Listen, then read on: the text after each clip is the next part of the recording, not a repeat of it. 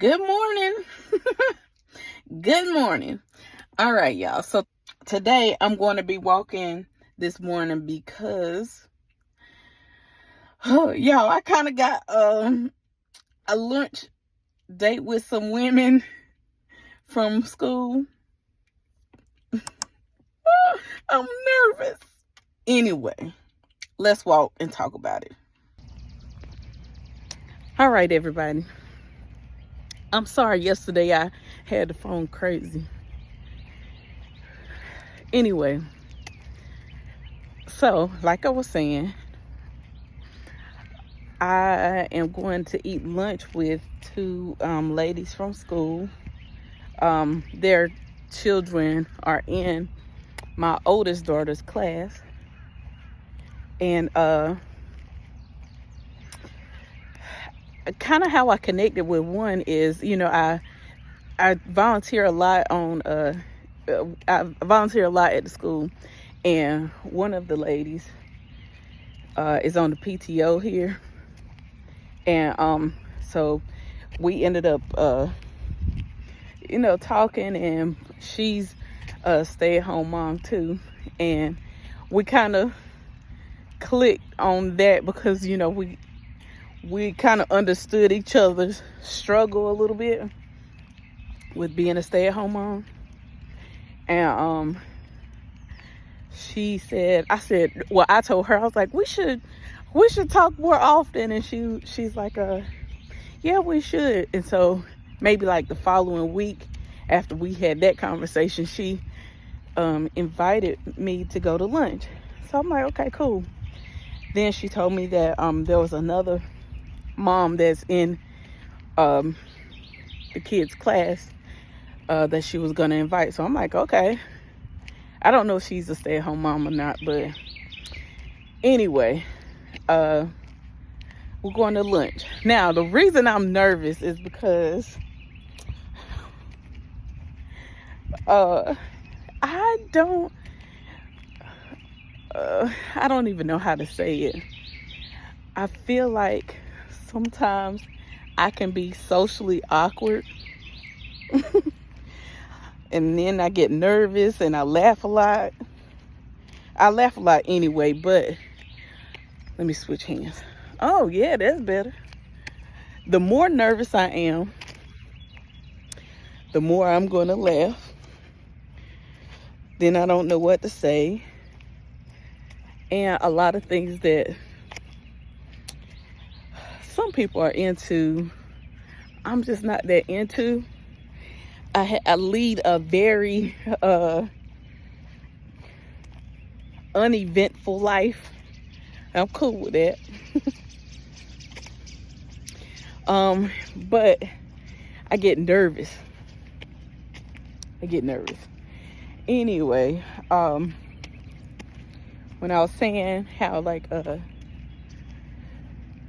me and the other stay-at-home mom, we kind of clicked because I don't know, working with her, volunteering, I was like, something about that lady I can identify with, but I didn't know at the time that she was a stay-at-home mom. So our kids had a field trip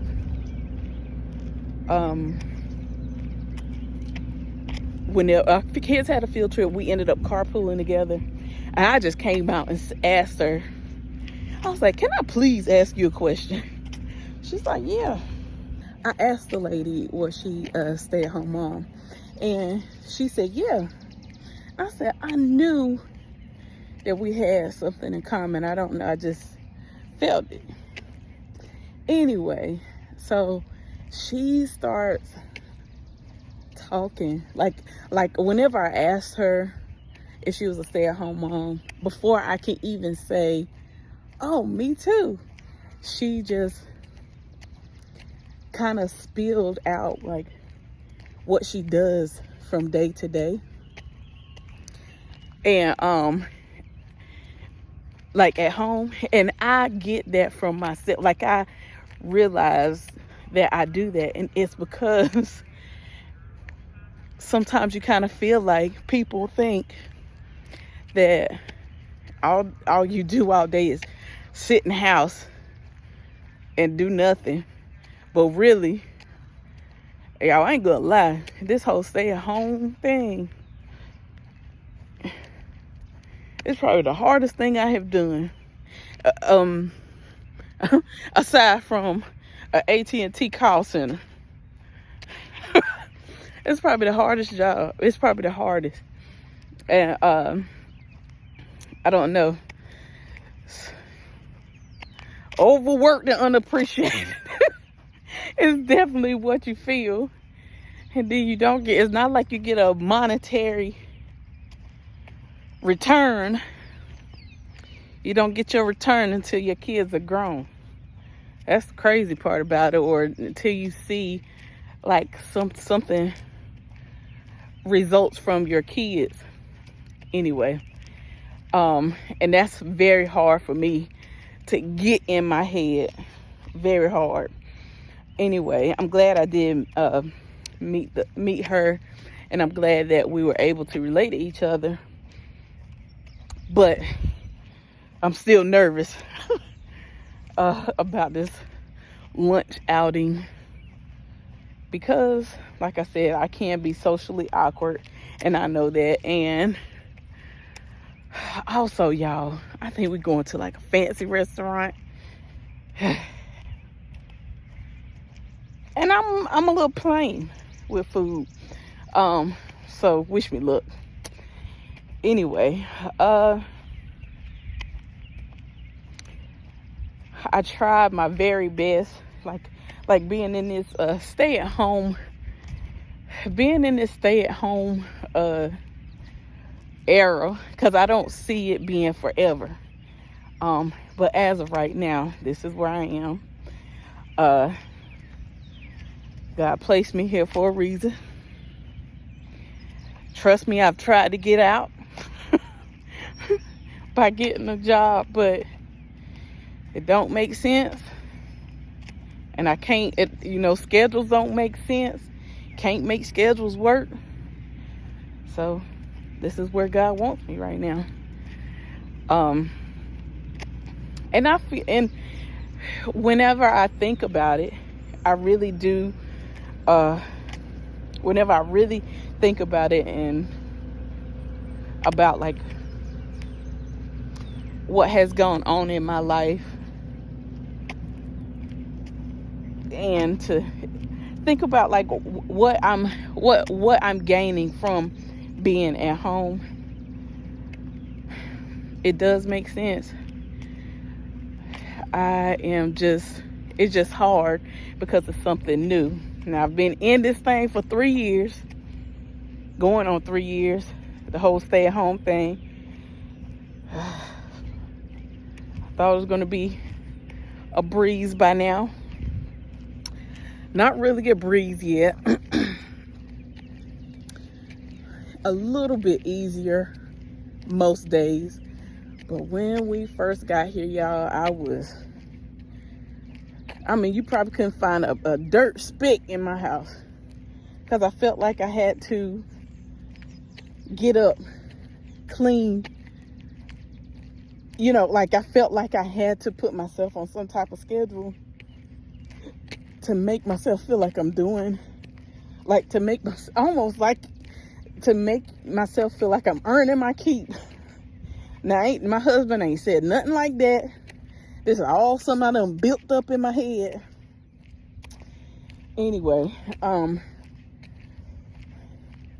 it's a blessing to be where I am. And also, the mental clarity that I have gotten in this time that I have been home, I never would have gotten had I been working. And when I say that, because I started going to therapy maybe a year and a half or so ago, and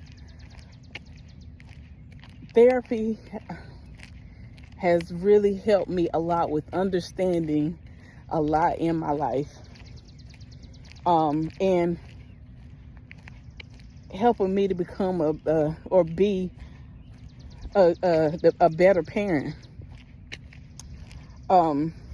Before I went to therapy, before we even moved back to North Carolina, I felt like I did need therapy, just because I kind of felt like I was losing myself, or that I had already lost myself, or that I hadn't even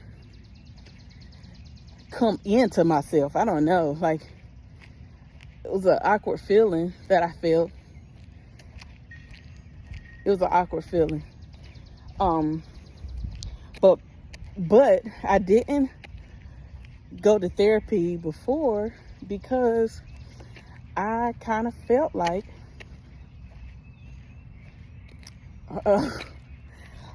the same old thing that I don't know, people think have their own mindset on what therapy is, and I felt like it was like saying that I was crazy, and that's not the case. It's almost the opposite. Like, therapy is so you don't go crazy.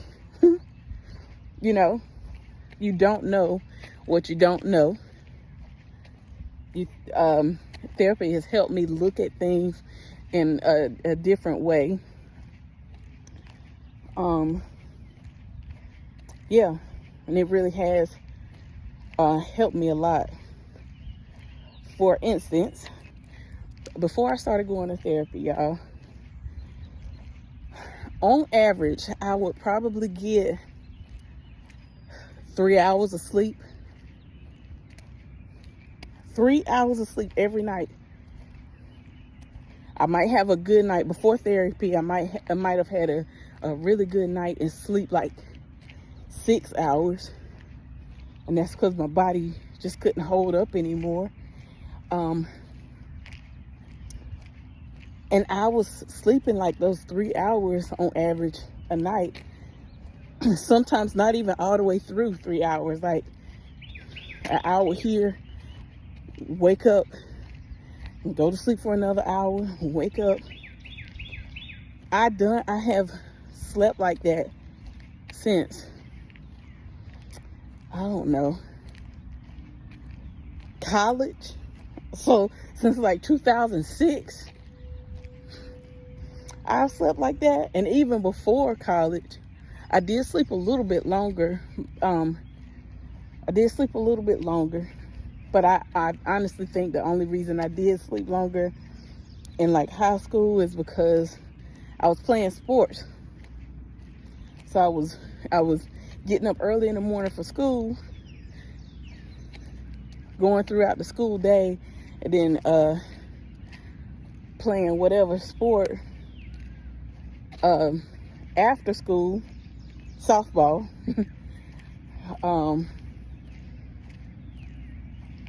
Playing that, and then leaving from softball practice or game or whatever, and then coming home, eating, taking a shower, and going to sleep.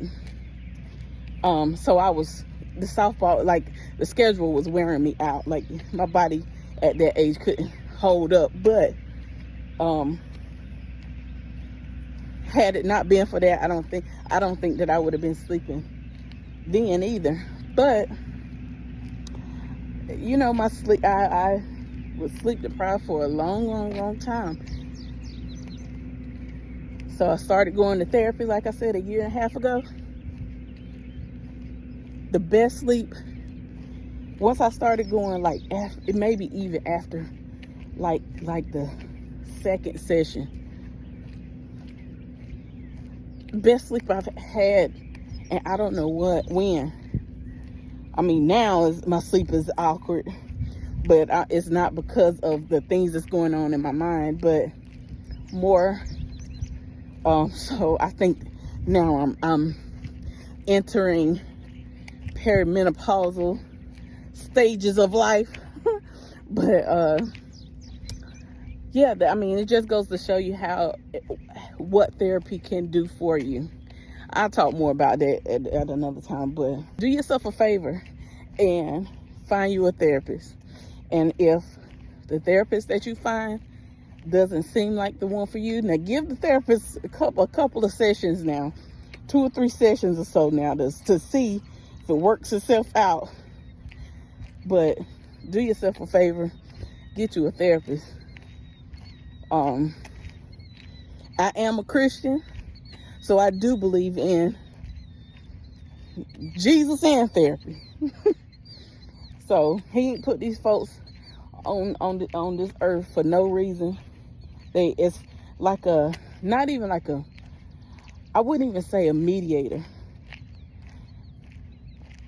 Imagine just talking out your thoughts and having somebody that doesn't know you, doesn't know the people in your life. Imagine them either validating what you're thinking or not, or just listening to what it is that you're feeling. You know, sometimes, yeah, you should talk to God every day, throughout the day. But also, sometimes you want a physical person in front of you to kind of help you rationalize what's going on in your head. You know, if you're employed, a lot of times you can find, go through like your employee apps or whatever, services, whatever, even your medical insurance, to find a therapist in your area. And actually, that's how I found my therapist. I went through our medical insurance and scrolled through different therapists that are in my area, and I picked the therapist that I have based on her being a Christian Black woman. I felt like being a Christian was necessary, because I do think that well, some of my issues came from the church too, but so I felt that it was important for me to have a Christian therapist, and I wanted the therapist to be a woman, because I think that both genders, male and female, I think that we all have our own set of problems, and sometimes it can be different from gender to gender. I think that some men won't understand some struggles of a woman, and I think that women don't understand all the struggles of a man. But yeah, that's how I found my therapist, going through medical insurance. Yeah, and she's been pretty cool. Now, and go in with the mindset of, this person's not going to solve my problems. It's going to be up to you to mitigate that in your head. This person is merely someone outside of whatever situation that you got going on. So all that person is doing is giving you different viewpoints, of helping you to think about things differently than maybe you have. And then it causes you to think in your head about the different things that are going on. But you have to be open-minded. But honestly, if you're going to therapy, you got to be somewhat open-minded, I think. Some of my fears going into therapy is, I don't want to tell a stranger all my business. I don't want this stranger to judge me. Things like that. But if they are a good therapist, they will make you feel comfortable in talking to them. Yeah, and they don't have to be going through exactly what you're going through. So like my therapist, she hasn't told me that she's not a parent, a mom, but I don't think that she is. So like my struggles of feeling overwhelmed sometimes because of the responsibilities that I have with having a kid. I don't think she understands some of that, but that's okay. I tell her about how I'm feeling. We bounce. I tell her about how I'm feeling, and she may have something to say about that, or may not, or like she just gives me different ways to think about whatever it is that I'm going through. And she doesn't have to go through that to give me that good advice. So yeah, again, do yourself a favor, get you a therapist. Also, all right, off therapy right now for now. So I think that I am going to record me getting ready when I leave here, because what I'm gonna do when I leave here is I'm gonna go take a shower and put on some clothes. Again, a part of me becoming a better person, and all of this, the better person thing, all of this is coming from therapy. You know what I'm saying? I wouldn't have started this journey, I don't think, if it wasn't for therapy. I don't even know if I would have thought that I was worthy enough of trying to become a better version of myself. I'm gonna leave here, take a shower, and figure out what I'm gonna wear. I don't know what I'm wearing. I don't have a whole lot of clothes. I've been trying to buy like a shirt or so here and there, and then throwing away old shirts that comes from years of neglecting myself, not having clothes anyway. And the clothes that I do have, a lot of them are too small. Anyway, so I got to figure out what I'm going to wear. I'm going to make myself up a little bit.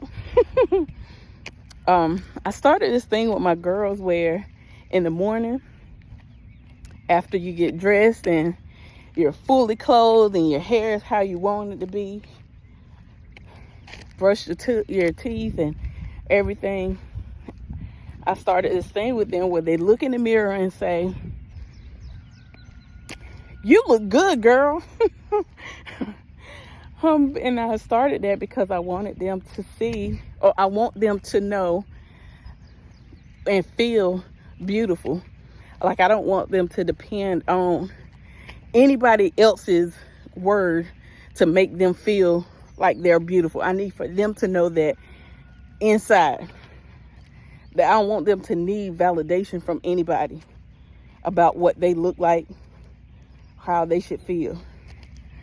That was a big thing with me growing up. I didn't realize it then, but I don't think I realized it then, but I realize now that then I wanted to be validated in what I look like. And I don't want my girls to go through that. So, I'm starting the whole puberty, like beginning puberty talks with my oldest daughter.